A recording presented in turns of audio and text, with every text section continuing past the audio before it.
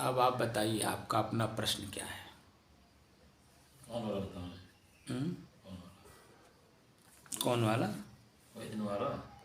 हाँ बताइए। मेरा प्रश्न यह था हम्म। कि राम और कृष्ण हम्म। ये अवतारी पुरुष थे, हम्म। लेकिन नारायण जो है मतलब ये कौन है? नारायण कौन है? ठीक। ये मतलब अवतारिक हैं कि? ठीक है। अवतारिक को नहीं मानते हैं, जैसे कबीर दास हुए, सूरदास हुए, तुलसीदास हुए, इसी तरीके से रामकृष्ण भी हुए, हम सब भी हुए इसी तरीके से। चलिए, हो गया।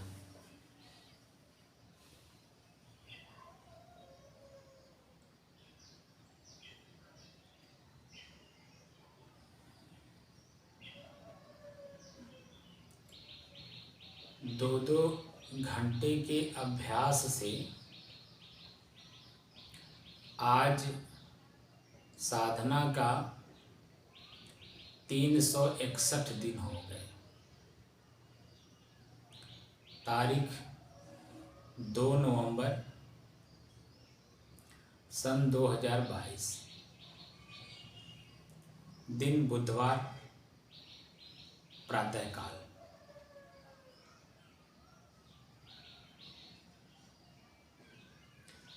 आपका जो प्रश्न है, राम और कृष्ण अवतारी पुरुष हैं, तो नर और नारायण कौन है? ये ना? नारायण। नारायण कौन है? तो हमने जो अपने से पूर्व संतों के जो इनके शब्दों के अर्थ, भाव, क्रिया जो भी बताया है, अवतारी पुरुष हैं या किसको कहते हैं, उसके बारे में हमने जानने की कोशिश की। तो जो जानकारी में आया वह मैं आप लोगों के सामने रख रहा हूँ, और वह मैं कोई ऐसी जगह से नहीं दे रहा हूँ कि जो ढूंढने पे आपको ना मिले। ये जो हमने खोज किया है, हमने नेट से ही खोजा है, और नेट पे आजकल सब कुछ उपलब्ध है, ताकि आप लोग भी जहाँ कहीं भी जो लोग भी सुन रहे हों, नेट पर खोज करके उसे संतुष्टि अपने आप को प्राप्त कर सकते हैं। वैसे ग्रंथों में तो है ही, तो ग्रंथ में अगर मैं देता तो कौन से ग्रंथ से मैं दे रहा हूँ, मैं लिख भी देता तो खोजने पे आपको पहली बात तो परेशानी होती खोजने में, दूसरे खोजने के बाद भी वह पूर्ण ग्रंथ आपको मिलता कि नहीं मिलता पता नहीं, एक जिज्ञासा मन में बनी रह जाती है। लेकिन जो हमने खोज किया और नेट से किया, वो आजकल हर जगह सहज भाव में उपलब्ध है। जिसके भी पास एंड्रॉयड सेट है और नेट पैक पड़ा हुआ है, वो कहीं से भी अपनी चीज़ को खोज सकता है, देख सकता है, जो मैं बताने जा रहा हूँ। तो पहला शब्द है राम। राम एक शब्द है संस्कृत का, और संस्कृत के व्याकरण में शब्द जो उत्पन्न होते हैं वो धातु से उत्पन्न होते हैं। बिना किसी धातु के कोई शब्द बनता नहीं है। जैसे कोई भी जेवर बिना किसी धातु के उत्पन्न नहीं होते हैं, जैसे सोना, चांदी, तांबा, पीतल, लोहा एक धातु है। बिना इन धातुओं के कोई भी जेवर उत्पन्न नहीं होता, बनता नहीं है।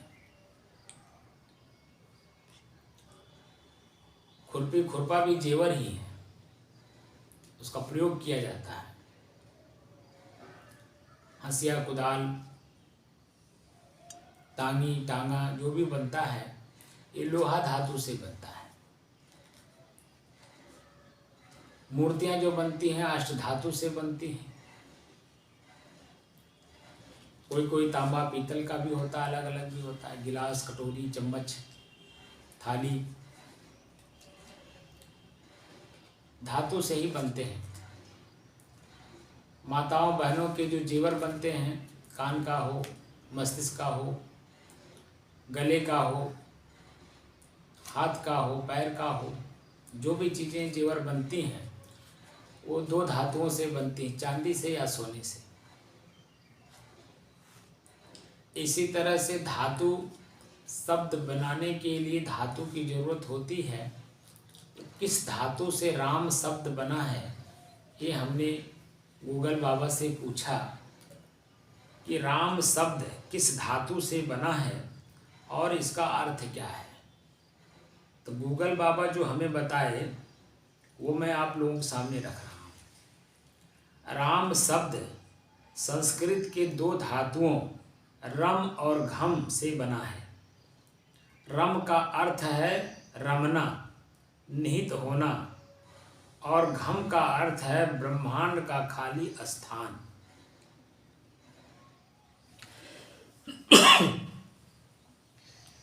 घम का अर्थ है ब्रह्मांड का खाली स्थान। इस प्रकार राम का अर्थ सकल ब्रह्मांड में निहित या रमा हुआ तत्व, यानी चराचर में विराजमान स्वयं ब्रह्म, यानी स्वयं चेतन। रमन्ते योगिनः अस्मिन् सा रामम उच्यते, अर्थात जोगी ध्यान में जिस शून्य में रमते हैं उसे राम कहते हैं। बात समझ में आई जी। अब वो राम शब्द कहाँ प्रयोग हो रहा है, किसके ऊपर प्रयोग हो रहा है, तो बाद की बात हो गई। जी। लेकिन जो राम के माने होगा, राम शब्द की उत्पत्ति धातु से हुई, किस अर्थ में हुई, वह यहाँ पर हमने आपको लिख दिया। बाकी वो शब्द कहाँ प्रयोग हो रहा है, किसके ऊपर प्रयोग हो रहा है, तो बाद में पुराणों के अनुसार हो गया। दूसरा शब्द है कृष्ण। कृष्ण शब्द किस धातु से बना है और इसका अर्थ क्या है? उत्तर है कृष्ण शब्द के अनेक अर्थ हैं। कृष्ण शब्द कृष धातु से बना है, जिसका अर्थ है खेत जोतना, चिंतन करना, विचार करना, चित्त रूपी खेत पर विचार करना। दूसरा अर्थ है आकर्षित करना, अपनी चेतना में स्थापित होना। जो वैदिक काल में हमारे ऋषि महर्षियों ने या उपनिषद काल में, शास्त्र काल में जो शब्दों का अर्थ दिया वो यही है। बाद में उस शब्दों का जो व्याख्या मनमानी लोग अपने अपने अनुसार किए, वो तो आप लोगों के सामने उपस्थित ही है। लेकिन जो वास्तविक अर्थ जो आज गौण हो गया, जिसकी ज़रूरत है आज उभारना, उन्हें अपने जीवन में धारण करना और लोगों से धारण करवाना, वही यही है कि स्वयं की चेतना ही मुख्य है। आप किसी भी रूप में हो, जहाँ भी हो, जिस रूप में हो, जिस कार्य को कर रहे हो, आप रास्ता चल रहे हो, रास्ता तो कोई भी चलता है, गरीब, गंवार, मूर्ख, ज्ञानी, अज्ञानी सभी लोग चलते हैं। तो रास्ता चलने का तरीका होता है, नियम होता है। जो तरीके से रास्ता चलेगा कभी धोखा नहीं खाएगा। कार्य करने का तरीका होता है, कार्य भी कई तरीके का होता है। जैसे कुदाल से गुड़ाई करना, तो कुदाल से गुड़ाई करने का अपना भी नियम होता है। अगर आप नियम से काम करते हैं, गुड़ाई करते हैं, तो पैर में कुदाल लगेगा नहीं, कटेगा नहीं, खून बहेगा नहीं, पीड़ा मिलेगा नहीं, क्योंकि आप चेतना में काम कर रहे हैं। और चेतना कहती है कि देखकर, जानकर और समझकर किसी कार्य को करिए। अगर यह जानकारी आपको है तो आप चेतना में हैं, आपको कष्ट नहीं होगा। तो आपकी जो प्रसन्नता पहले थी कार्य करने से पहले, वह प्रसन्नता आपकी कार्य करते समय भी रहेगा और कार्य करने के परिणाम में भी आपको प्रसन्नता मिलेगी, क्योंकि आपको कष्ट नहीं हुआ, पीड़ा नहीं हुई, आपका पैर कटा नहीं, खून बहा नहीं, दर्द हुआ नहीं। तो आपकी जो प्रसन्नता है, चित्त की प्रसन्नता, वह बरकरार रहेगी। उसी चेतन की, चित्त की चेतनता को बरकरार रखने की दृष्टि से ही कार्य करने के लिए ये सब प्रेरणा दी गई कि कोई भी व्यक्ति जहाँ भी हो, जिस रूप में हो, जो भी कार्य कर रहा हो, वो अपनी चेतना में रह करके करे। कपड़ा धो रहा है तो कपड़ा धोते समय उसकी चेतना होनी चाहिए। तेल पेर रहा है तो तेल पेरने के समय भी उसकी अपनी चेतना होनी चाहिए। जूता बना रहा है, जूता बनाते समय भी उसकी अपनी चेतना रहनी चाहिए, क्योंकि जूता बनाते समय सुई का प्रयोग होता है।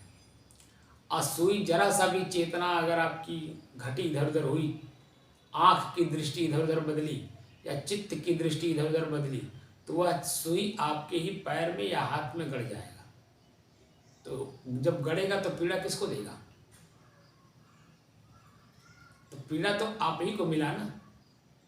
तो जो चित्त की प्रसन्नता थी वो क्षीण हो गई, बदल गया वो दुख में, पीड़ा में।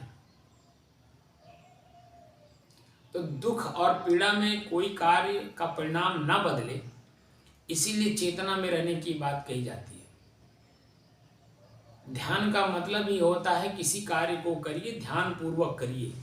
रास्ता चलिए तो ध्यान पूर्वक, धान की कटाई करिए, गेहूं की कटाई करिए या किसी भी फसल की कटाई करिए, तो देखकर, जानकर, समझकर, चेतना में रहते हुए, तो कोई घटना नहीं घटेगी, किसी भी प्रकार की घटना नहीं घटेगी। लेकिन जैसे ही चित्त की चंचलता का प्रदर्शन आप करते हैं, आँख की दृष्टि इधर उधर बदलती है, वही आपके हाथ का हंसुआ आपके ही हाथ में दूसरे हाथ में लग जाता है, खून बहने लगता है, पीड़ा देने लगता है। जो भी फसल काट रहे हों, उस फसल का जो खूंटी है वो आपके पैर में गड़ जाएगा, पीड़ा देगा, ठंडी लग जाएगी, बरसात पानी बरस रहा है, भीग जाएंगे, तमाम तरह की जो घटनाएं हैं वो घटना घट जाएगी। तो उस कार्य के परिणाम में आपको बुखार, जुखाम, सर्दी, पीड़ा आपको मिल जाएगा। इसीलिए कहा जाता है कि किसी भी कार्य को करिए तो चेतना में रह के करिए। जब चेतना में रह करके आप कार्य करते हैं तो वो चेतना का जो वास्तविक स्थिति है वो अपने आप में चैतन्य रहता है।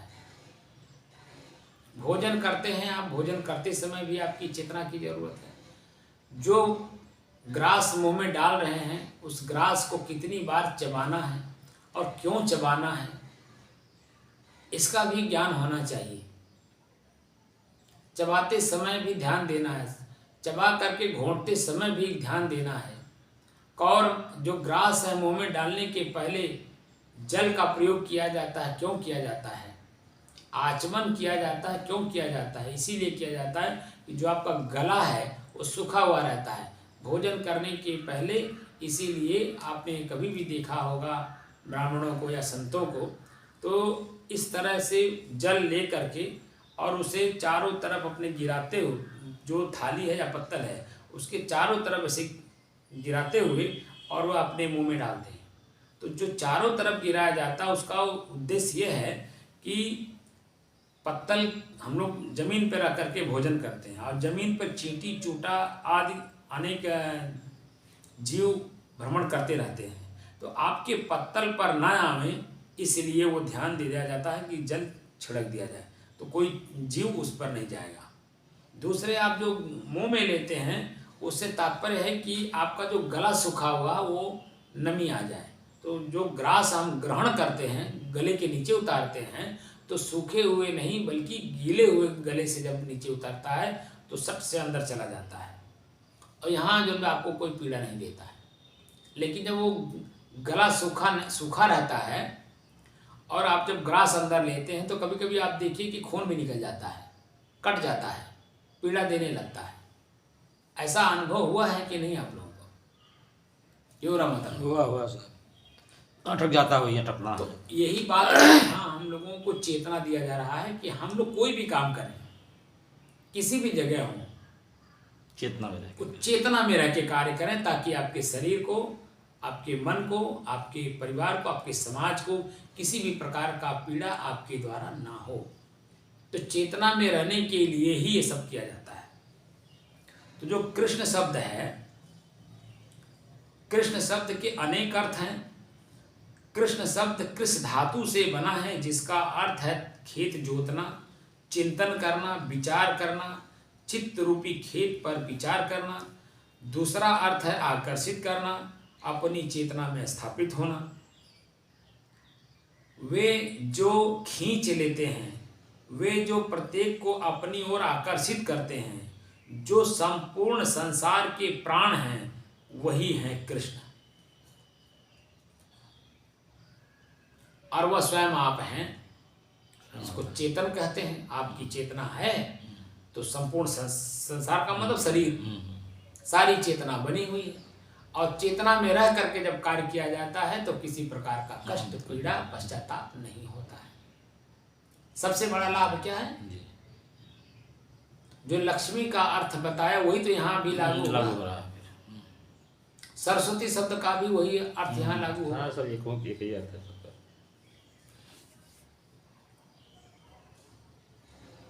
कृष्ण मूलतः एक संस्कृत शब्द है, जो काला, अंधेरा या गहरा नीला का समानार्थी है।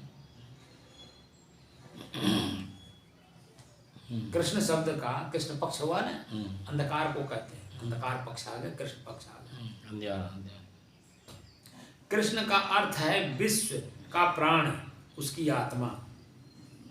कृष्ण का तीसरा अर्थ है वह तत्व जो सबके मैंपन में रहता है, वही सबके अपने स्वयं में मैंपन में रहता है। चेतन, वही चेतन। मिट्टी का मैंपन क्या है, अग्नि का मैंपन क्या है, पानी का मैंपन क्या है, आकाश का मैंपन क्या है, हवा का अपना मैंपन क्या है, उसी तरह से चेतन का भी अपना मैंपन है। तो जो शरीर में मैंपन है तत्वों का, वो तो अपने आप में चल ही रहा है, देखिए दिखाई दे रहा, बाल पक रहे हैं, झुर्रियाँ पड़ रही हैं, मांस गल रहे हैं, टट्टी पेशाब का घर है, इसी में परिवर्तन हम देख रहे हैं। लेकिन मेरे में परिवर्तन हो रहा है या मैं अपरिवर्तनीय हूँ, ये कैसे समझा जाएगा? तो स्वयं मैंपन को जानेंगे तभी तो। शरीर को तो जान रहे हैं क्योंकि पंच प्रकृति है, इस आंख से दिखाई देता है। शीशे से अपने चेहरे को हम देखते हैं या अपने ही शरीर को सुबह उठते हैं तभी देखते हैं, शाम तक भी देखते हैं क्या क्या हमारे शरीर में गतिविधि कब कब हो रही है, कहाँ खुजली हो रहा है, कहाँ पीड़ा हो रहा है, कहाँ कट रहा है, सब कुछ देखते हैं। लेकिन वो अपने आप को नहीं देखता है, वह अपने आप को नहीं देखता है, वह बस वो जो हो रहा है। लेकिन उसको जानने वाला इस शरीर के अंदर में जो चेतन है वह है, और उसी को जानने के लिए ही साधना किया जाता है, साधा जाता है। किसको साधा जाता है? अपने ही बिखरे हुए मन को। जैसे कोई भी किसान किसी अन्न से धनवान तब है जब जो अन्न की ढेरी है उसे साधा हुआ है, एक जगह एकत्रित किया हुआ है, सुरक्षित किया है, तभी तो उससे वो धनवान है। और उसी को बेच करके वो अपना अन्य कार्य भी करता है। उसी तरह से अपनी जो चेतना है वो बिखर गई है, मन के अधीन, चित्त के अधीन, बुद्धि के अधीन, क्रिया के अधीन बिखर गई है। उसे हमें साधना है, एक जगह एकत्रित करना है। पुनः था पहले, बाद में हमने खेत में बो दिया। जैसे पहले आप बोने जाते हैं तो एक जगह ढेरी रहती है, लेकिन उसको बिखेर देते हैं, बो देते हैं तो एक एक पेड़ करके वो उगता है, एक एक दाना जो है एक एक पेड़ करके उगता है। और वही जब फिर हम उसको संवारते हैं, एकत्रित करते हैं तो एक ढेरी फिर उसकी बड़ी राशि मिल जाती है। उसी तरह से जो हमने बोया है यानी प्रयोग किया है उसको अब संवारें। अब संवारते संवारते जो मृत्यु के पहले जो हमारे अंदर में जो पहले था, मृत्यु के मैंने जन्म से पहले जो हमारी चेतना थी, वो चेतना हमारी मतलब कई गुना बढ़ करके वो हमको अब मरने से पहले मिल गई। यानी हमारी चेतना में रह करके हम मर रहे हैं, शरीर छोड़ रहे हैं, तो क्या होता? कष्ट नहीं होता है। इसी शरीर से आपने समयानुसार क्या क्या नहीं सहा होगा, क्या क्या नहीं किया होगा। हाँ सही। और वो सारी चीजें जैसे जैसे आपके शरीर की तंतुएं कमजोर पड़ती हैं, आपकी चेतना में वो स्वयं आती है, स्वयं आती है। और उन्हीं चीजों को देख देख करके आप कभी सुखी होते हैं, कभी दुखी होते हैं, कभी पीड़ित होते हैं, कभी पश्चाताप में डूबते हैं, कभी हंसते हैं, कभी खिलखिलाते हैं, कभी गंभीर होते हैं, अपनी ही चेतना में आते हैं। और उन्हीं को अगर हम बटोर लें और अपनी चेतना में वास्तव में चले जाएं, फिर तो जो जो समय से हो गया हो गया, अब जो होना है वो नहीं होगा। खुद देख करके समझ करके करें। अब कम से कम चेतना में रहें।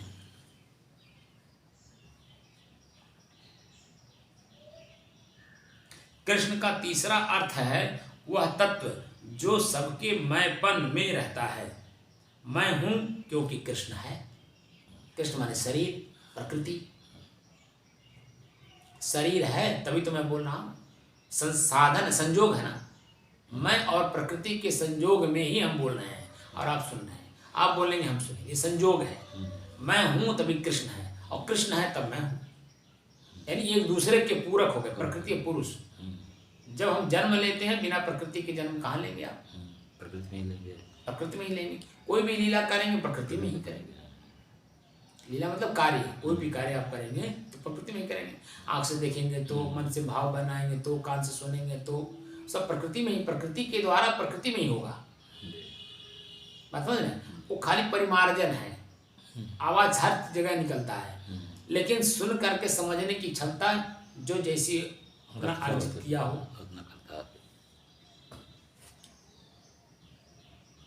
मैं हूं क्योंकि कृष्ण है, मेरा अस्तित्व है क्योंकि कृष्ण का अस्तित्व है।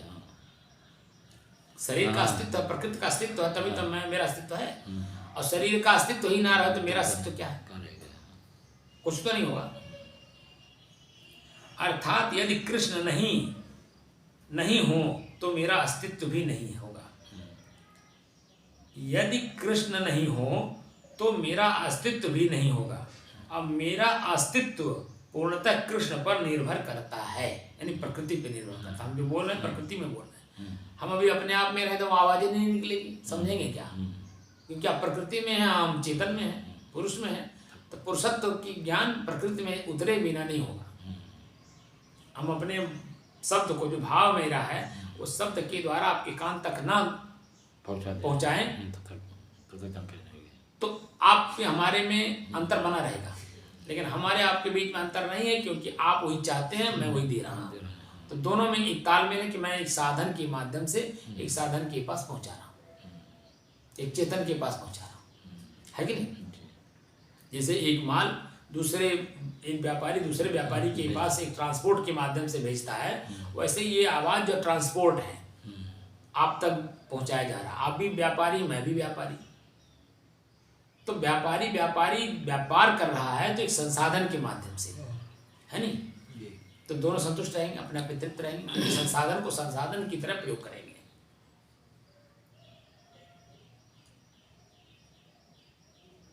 मेरा अस्तित्व है क्योंकि कृष्ण का अस्तित्व है। अर्थात यदि कृष्ण न हो तो मेरा अस्तित्व भी नहीं होगा। मेरा अस्तित्व पूर्णतः कृष्ण पर निर्भर करता है। मेरा होना ही कृष्ण के होने का लक्षण या प्रमाण है। मेरा होना ही कृष्ण के होने का लक्षण या प्रमाण है। कृष्ण कहते हैं, ये यथा माम प्रपद्यन्ति, ये यथा माम प्रपद्यन्ति, जो कुछ भी हम स्पर्श करते हैं, जो भी हम इस विश्व में देखते हैं, वह सब कुछ कृष्ण का ही है, यानी प्रकृति का है। कृष्ण यहाँ तात्पर्य प्रकृति से है और राम का तात्पर्य यहाँ पे चेतना से है। पुरुष, प्रकृति और पुरुष, बात में नहीं। दूसरा शब्द आपने पूछा नारायण,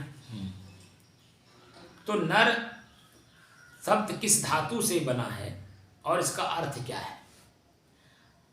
उत्तर है कि संस्कृत शब्द के निरी धातु से नर शब्द बना है, जिसका अर्थ होता है मनुष्य, यानी नर, मर्द है, मर्द, मनुष्य और नर, ये उसका अर्थ है। मननात् मनुष्य, जो मनन करता है, जो विचार और विवेक करता है, उसे मनुष्य कहते हैं।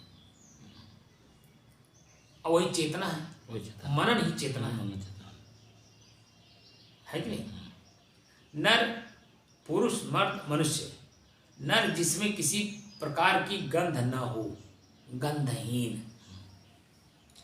गंध कहाँ होगा? इंद्रियों में ही होगा ना। वो इंद्रिय विहीन हो जाता है। जब तक वो प्रकृति में है, इंद्रियों का प्रयोग करेगा तो गंध में रहेगा। नारायण शब्द, नारायण संस्कृत शब्द के निरि धातु से नारायण शब्द बना है, जिसका अर्थ होता है जल में शयन करने वाला। जिसका अर्थ होता है जल में शयन करने वाला। नार धन आयण, नारायण। नार मतलब जल होता है, वीर, शक्ति, शक्तिशाली, बलवान आदि जो तत्व हैं अपने आप में परिपूर्ण हैं, उसे नार कहते हैं। आयन यानी शयन करना, लीन होना, समाहित होना, वही तत्व होना जो वह है, जो वह है वही होना। जैसे हमारा शरीर जब हम छोड़ देते हैं तो अपने आप में चला जाता है, जो 5 तत्व तो अपने आप में चले जाते हैं। मिट्टी अपने आप में, पानी अपने आप में, आकाश अपने आप में, जो भी तत्व इसमें है सब अलग अलग हो जाते हैं, अपने आप में लीन हो जाते हैं। अर्थात उसी में तू शयन कर जो तू है। अर्थात उसी में तू शयन कर जो तू है, मतलब चेतन अपनी चेतना में लौटे। जो चेतन चाहता है वह वही है। जब हमारे सारे विचार शून्य हो जाते हैं तो वही चेतना हमारी चेतना है, वही चेतना है, स्वयं की चेतना है। सभी विचार शून्य, शरीर से ऊपर। तो आपके शरीर में कहीं दर्द महसूस नहीं होगा, पीड़ा नहीं महसूस होगी, पश्चाताप नहीं होगा, इंद्रियों का कोई खेल नहीं होगा, वहाँ मन भी नहीं होगा, वहाँ चित्त भी नहीं होगा, चित्त भी अपना काम नहीं करेगा, बुद्धि में निश्चय भी नहीं होगा, क्रिया भी नहीं होगी, एकदम शांत। रात्रि एक शब्द प्रयोग किया जाता है, रात्रि में निचाट शब्द का प्रयोग किया जाता है। एकदम निचाट है, कोई आवाज नहीं है। एक शब्द हम लोग पढ़ते हैं निचाट, वो निचाट स्थिति हमारे अंदर में आ जाती, कुछ भी नहीं रहता, न अंधकार है न प्रकाश, कुछ दोनों नहीं है, एकदम शुद्ध चेतना अपनी चेतना। समझ? विष्णु शब्द की उत्पत्ति कहाँ से हुई, कैसे हुई, उसके बारे में हमने लिखा। विष्णु शब्द किस धातु से बना है और इसका अर्थ क्या है? उत्तर है कि विष्णु शब्द की उत्पत्ति मुख्यतः विष धातु से ही मानी गई है। विष्णु शब्द का अर्थ है व्याप्ति और व्यापक। अच्छा, व्याप्ति व्यापक। जो चेतना है वही तो व्याप्त है, वही व्यापक है, सभी चीजों में व्याप्त है। हमारे पूरे शरीर के अंगों में वो व्याप्त है। क्या है? चेतना। तो चेतना ही विष्णु है, ठीक है ना? चेतना ही विष्णु है। कहने का एक तरीका है, समझाने का एक शब्द है, समझने वाले के लिए। विष्णु शब्द की उत्पत्ति और अर्थ। माना जाता है कि विष्णु शब्द की उत्पत्ति मुख्यतः विष धातु से हुई है। निरुक्त एक ग्रंथ है यास्काचार्य जी का, जो 12 अध्याय के 18वें श्लोक में यास्काचार्य ने मुख्य रूप से विष धातु को ही व्याप्ति के अर्थ में लेते हुए उससे विष्णु शब्द को निष्पन्न बताया। वैकल्पिक रूप से विष धातु को भी प्रवेश के अर्थ में लिया गया है, प्रवेश के अर्थ में लिया गया, ठीक है ना?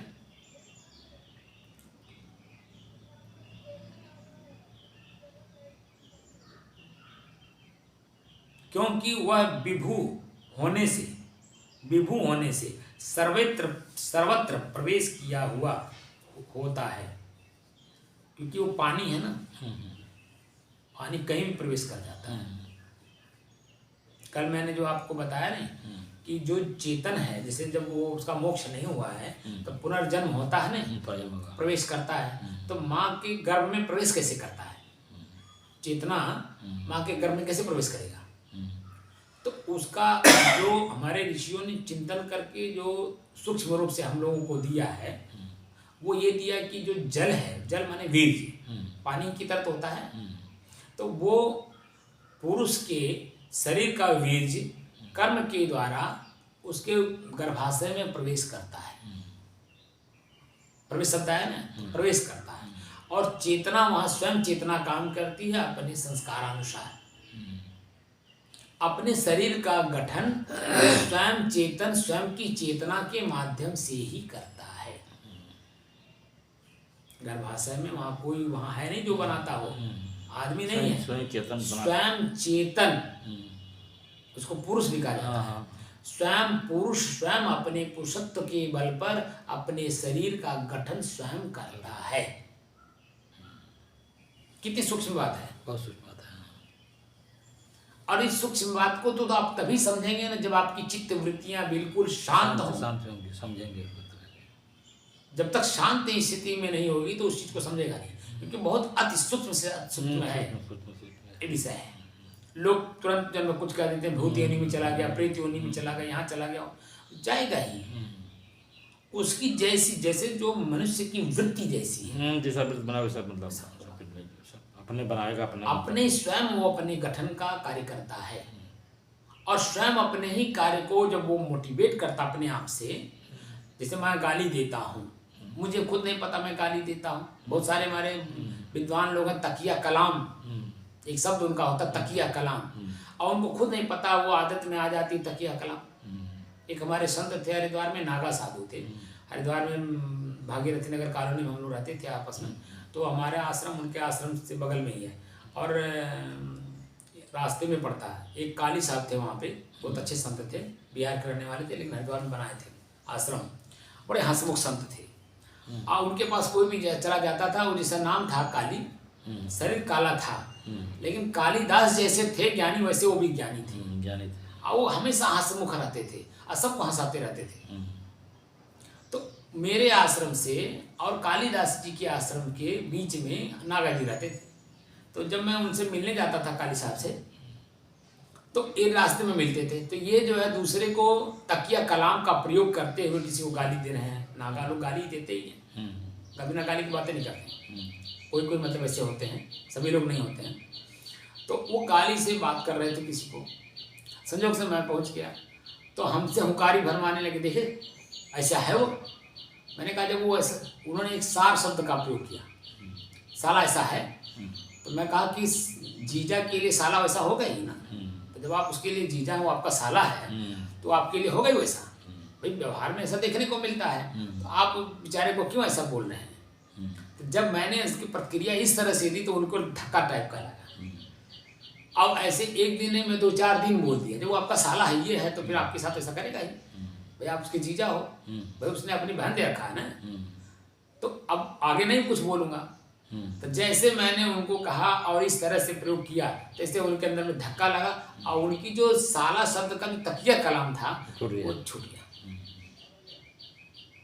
हमको बहुत मानते थे प्रेम से, तो हमसे वो जो शब्द का प्रयोग दूसरे के लिए कर रहे थे, तो हमसे खाली हुंकारी भरवा रहे थे।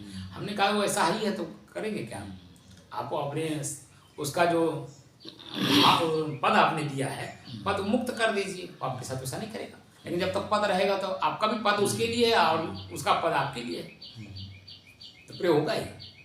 तो धीरे धीरे धीरे धीरे उन्होंने छोड़ दिया।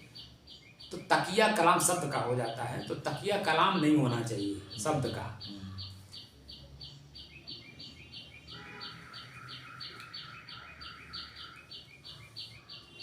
निरुक्त यास्काचार्य जी ने बनाया 12वें अध्याय के 18वें श्लोक में मुख्य रूप से विष धातु को ही व्याप्ति के अर्थ में लेते हुए उससे विष्णु शब्द को निष्पन्न बताया।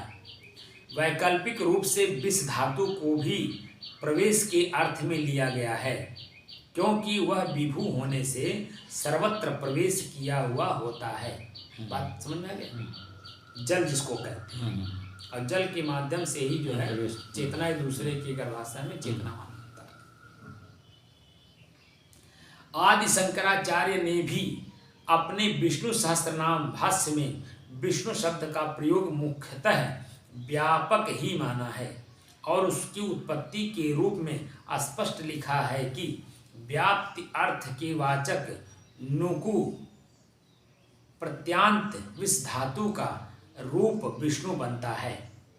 विष्णु पुराण में कहा गया है उस महात्मा की शक्ति इस संपूर्ण विश्व में प्रवेश किए हुए हैं, इसलिए वह विष्णु कहलाता है। वह संत का प्रयोग किया है महात्मा शब्द का। महात्मा संत को ही कहते हैं, महान आत्मा।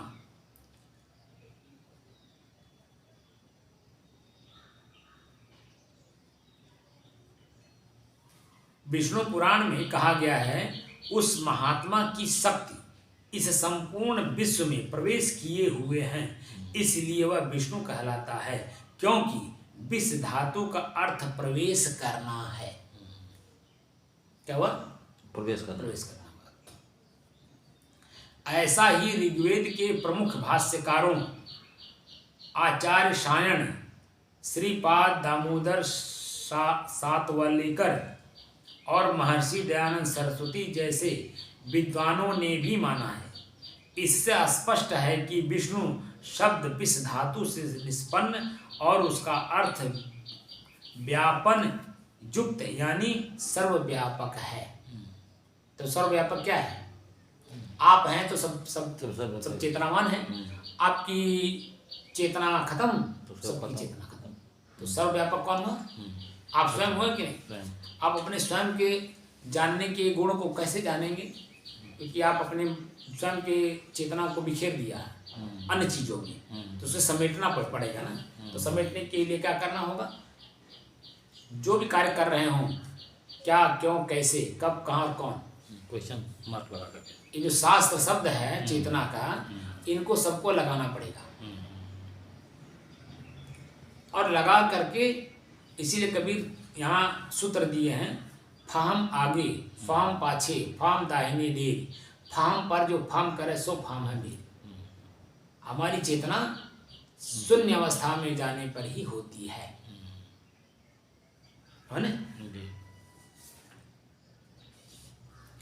अब आज मैंने जो अभी खोज किया है गूगल बाबा से लक्ष्मी और सरस्वती के बारे में, तो लक्ष्मी शब्द किस धातु से बना है और इसका अर्थ क्या है? उत्तर है कि लक्ष्मी शब्द की उत्पत्ति संस्कृत की लक्ष्य धातु से हुई है। लक्ष्य का शाब्दिक अर्थ है ध्यान लगाना, ध्येय बनाना, ध्यान पूर्वक निरीक्षण करना इत्यादि। इसका अर्थ ये है कि जब हम एकाग्र चित्त होकर कोई कार्य या साधना करते हैं तो उसका जो फल प्राप्त होता है उसे लक्ष्मी कहा जाता है। और वह फल क्या है? आपकी चित्त की प्रसन्नता। और चित्त प्रसन्न होता है अपने स्वयं के कार्य को देख कर करने के बाद, स्वयं में चेतना रख करके करने में, तभी तो होगा। हमारे प्राचीन ऋषियों का प्रत्येक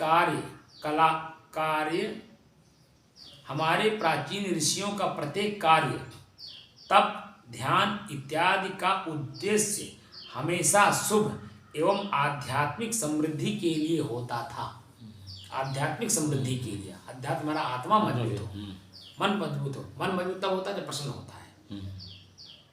मन दुखी हुआ, पश्चाताप में डूबा, कमजोर हो गया। लेकिन मन प्रसन्न हुआ, तगड़ा हो गया फिर, तो वो मजबूत हुआ।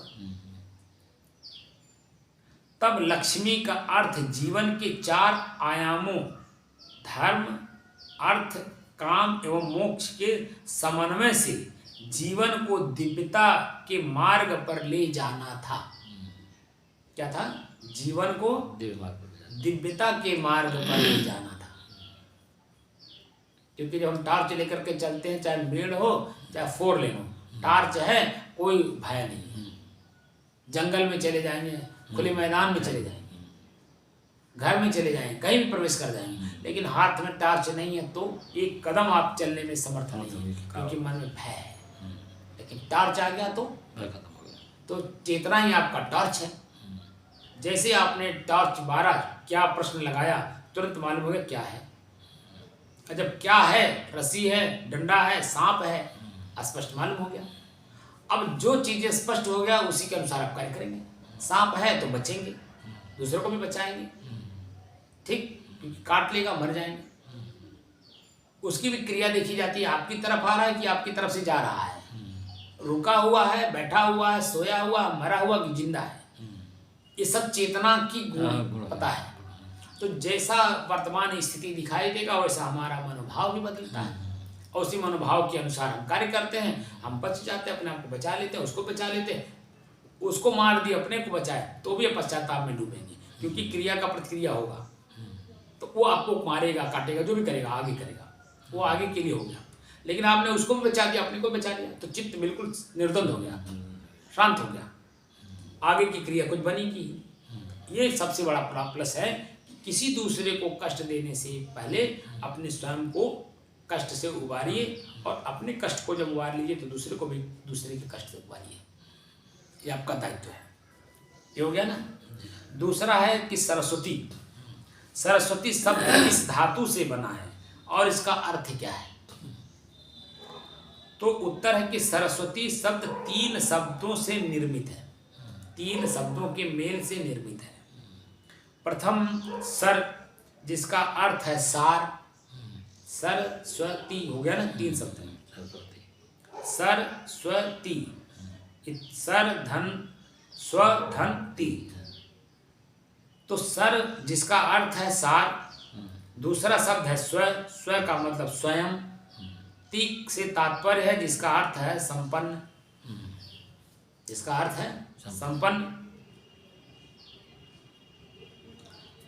जिसका अभिप्राय है जो स्वयं ही संपूर्ण संपन्न हो, तो स्वयं अपने आप में सरस्वती है। वो कोई भी हो सकता है, आप भी हो सकते हैं, वो भी हो सकता है, हम भी हो सकते हैं, कोई भी हो सकता है। जो स्वयं में सब सर्वगुण संपन्न को कहते हैं सरस्वती। हाँ, जैसे रुपया है उसमें सर्वगुण संपन्न है। उससे आप दारू खरीदिए, दूध खरीदिए, पानी खरीदिए, अंडा खरीदिए, फल खरीदिए, जो मर्जी खरीदिए, सब गुण संपन्न है वो, ठीक है ना।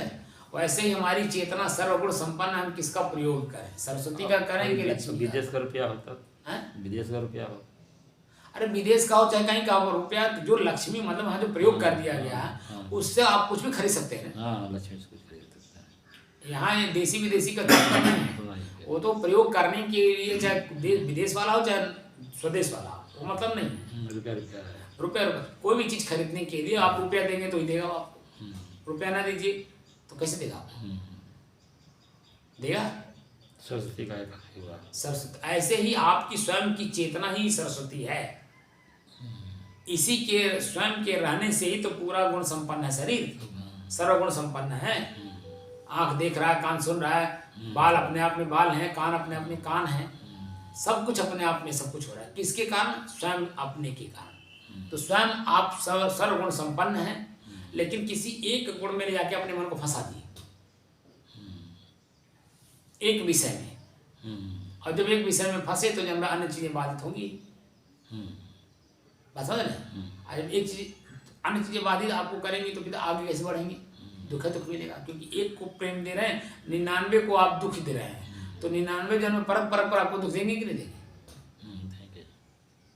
एक के चलते 99 को आप दुख देंगे और 99 आपको दुख देंगे, और एक का परित्याग कर दीजिए तो सभी आपके हो गए, तो कोई कहीं दुख नहीं देगा। लेकिन मन को फंसा दिए, बुद्धि में जचा ली, मेरा यही तो अंतिम में मेरा अंतिम संस्कार करेगा, बस उसी में आप जो है फंस गए।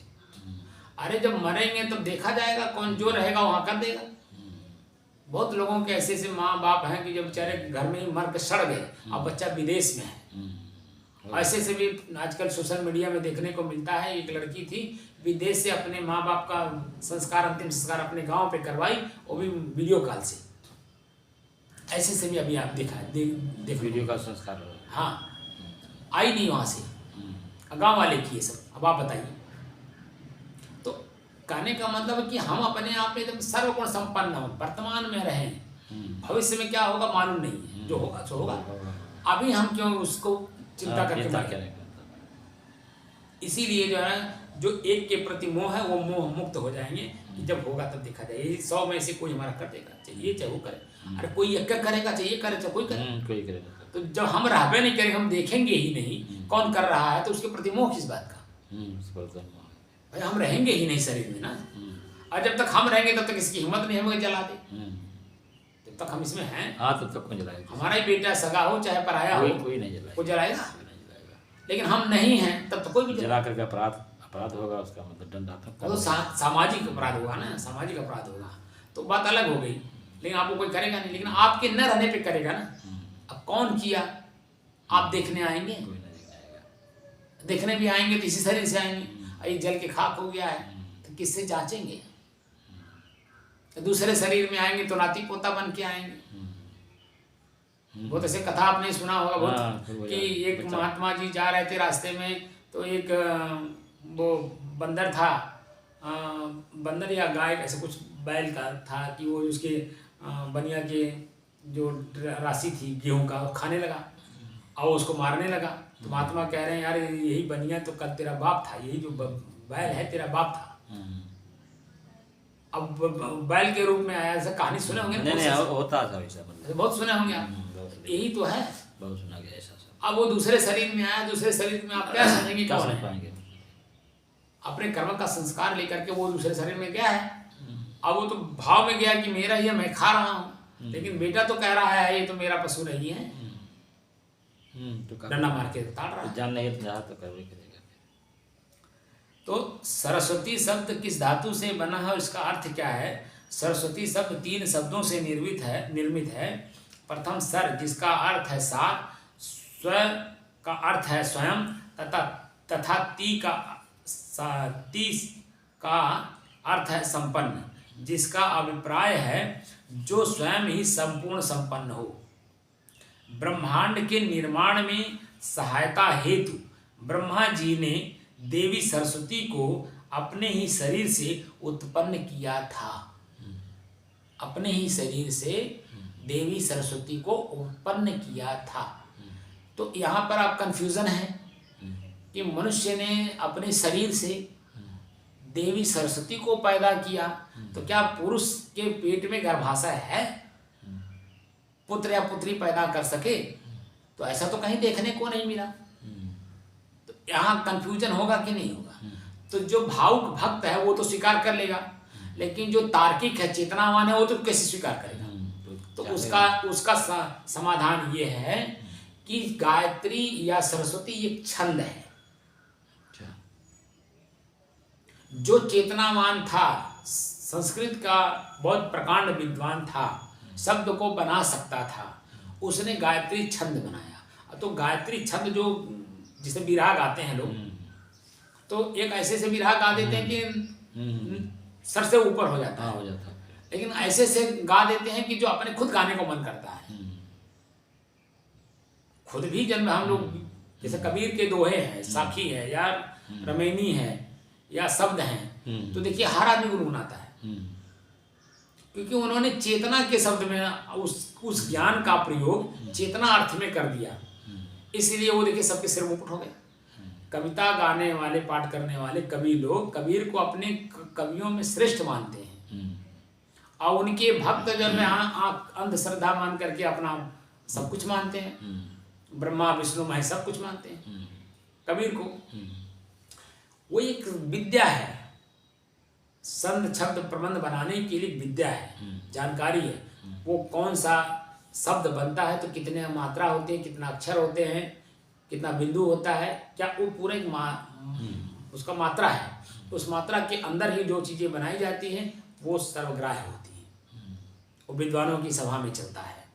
तो वो जो छंद प्रबंध है वो ब्रह्मा यानी चेतनावान व्यक्ति, उसको जानने वाला, प्रयोग करने वाला, सामाजिक या असामाजिक तत्वों को उभारने वाला, वो जो चेतनावान व्यक्ति था उसको कहते हैं ब्रह्मा।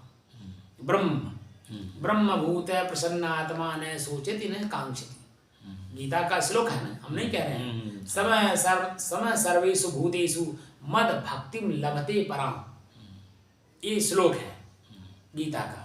तो गीता जो कह रही है वो क्या कह रही है? ब्रह्म कौन है? ब्रह्मा कौन है? जो ब्रह्म को धारण करता हो, जिसका चित्त हमेशा प्रसन्न रहता हो, किसी वृत्त में फंसता ना हो, बल्कि जो वृत्त उसे दुख दे रहा है उसको सुख में बदलने की कला जानता उसे ब्रह्म कहा जाता है। बात समझ में आई? तो जो ये मन में भ्रम था कि उन्होंने शरीर से पैदा किया, तो शरीर से नहीं पैदा किया, वह बुद्धि से पैदा किया। छंद प्रबंध जो गायत्री छंद प्रबंध है वेदों में, उसको लिखने वाले बोलने वाले हमारे जो उस लेवल के ऋषि थे उनको ब्रह्मा कहा जाता है, क्योंकि ये ऋषि का ही काम है और किसी का काम है। ऋषि मतलब रिसर्च करने वाला, खोज करने वाला, चिंतन करने वाला, दुख को सुख में बदलने वाला, उस लेवल के चिंतक को ब्रह्मा कहा जाता है हमारी भाषा, हमारी संस्कृत की भाषा।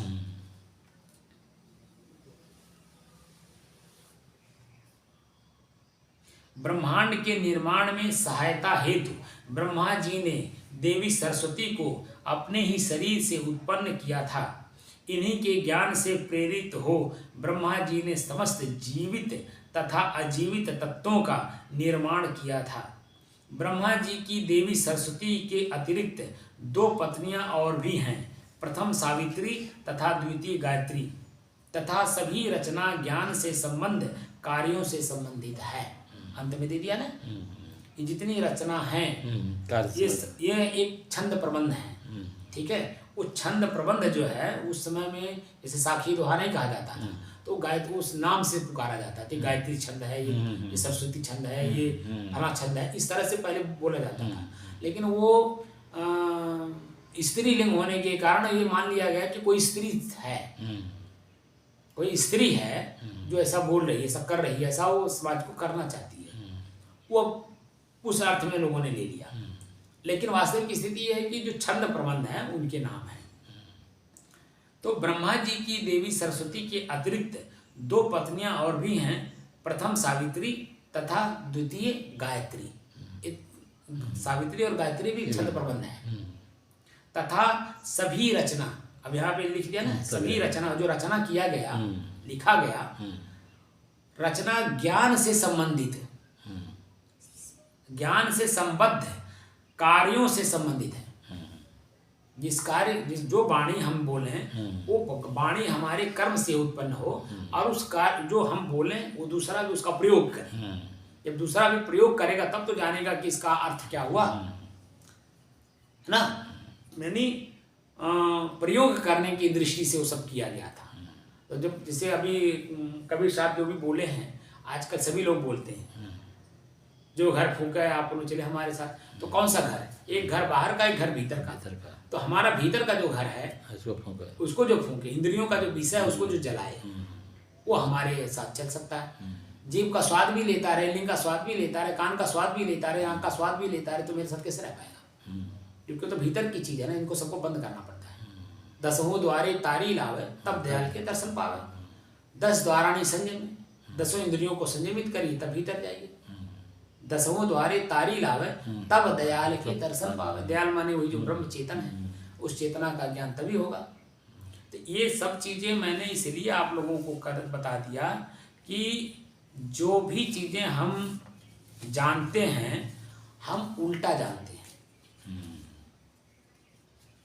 जो मुख्य उद्देश्य था हमारे ऋषियों महर्षियों विद्वानों का समाज को परिवर्तन करने की दृष्टि से, उससे हम लीक से हट गए, और इतना हट गए कि अपने ही कर्म करके अपने हम भोग रहे हैं।